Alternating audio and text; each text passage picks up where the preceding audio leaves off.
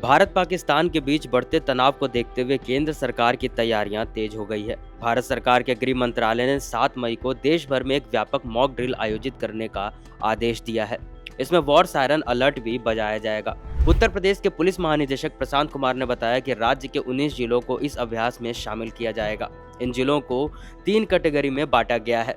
पहली कैटेगरी में 1 जिला, दूसरी कैटेगरी में 16 जिले और तीसरी कैटेगरी में 2 जिले को शामिल किया गया है। इस वर्गीकरण का आधार जिलों की संवेदनशीलता और संभावित जोखिमों पर आधारित है। वहीं डीजीपी प्रशांत कुमार ने कहा कि क्षेत्र की संवेदनशीलता को ध्यान में रखते हुए प्रशासन ने ये आदेश दिया है। 7 मई को सिविल डिफेंस के मॉक ड्रिल के संबंध में निर्देश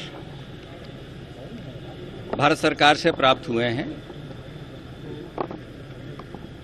वहां से जैसे 19 जिले आइडेंटिफाइड हैं, जिसमें 1 जिला ए कैटेगरी में है, 2 जिले सी कैटेगरी में है, रेस्ट सभी जिले बी कैटेगरी के हैं।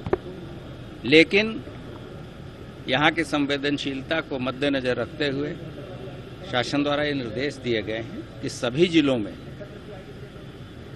और जितने भी हमारे वर्टिकल्स हैं, जैसे सिविल एडमिनिस्ट्रेशन है, पुलिस एडमिनिस्ट्रेशन है, फायर सर्विसेज हैं, डिजास्टर रिस्पांस फोर्स है, सभी के साथ मिलके ये मॉक ड्रिल और प्रिपेयर्डनेस रखा जाए ताकि आकस्मिकता की स्थिति में हम लोग इन चीज़ों से निपट सकें। सर, कोई समय भी तय किया गया है? सभी जगह एक साथ होगी या अलग अलग जगह होगी? नहीं, ये तो अभी ड्रिल करना है। ये तो स्थानीय स्तर पर इन चीज़ों को इस संबंध में विस्तृत निर्देश शासन से और मुख्यालय से जारी जल्द ही किए जाए।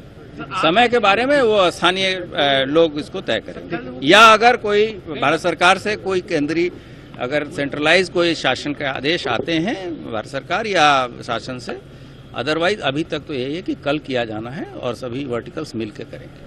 उन्होंने कहा है कि ये मॉक ड्रिल सिविल प्रशासन, पुलिस प्रशासन, अग्निशमन सेवाएं और आपदा प्रतिक्रिया बल के सहयोग से आयोजित की जाएगी ताकि किसी भी आपातकालीन स्थिति में प्रभावी ढंग से निपटा जा सके। इसके साथ ही एयर रेड वार्निंग सायरन बजाकर यह चेक किया जाएगा कि आपातकालीन चेतावनी प्रणाली सही तरीके से काम कर रही है या फिर नहीं। इसके अलावा लोग इसके लिए कितने तैयार हैं, यह भी देखा जाएगा। मॉक ड्रिल के दौरान आपातकालीन स्थितियों में आत्म सुरक्षा और प्रतिक्रिया के लिए नागरिकों को प्रशिक्षित भी किया जाएगा। शत्रु निगरानी के बचाव के लिए आवश्यकता अनुसार ब्लैकआउट की प्रक्रिया का भी अभ्यास होगा।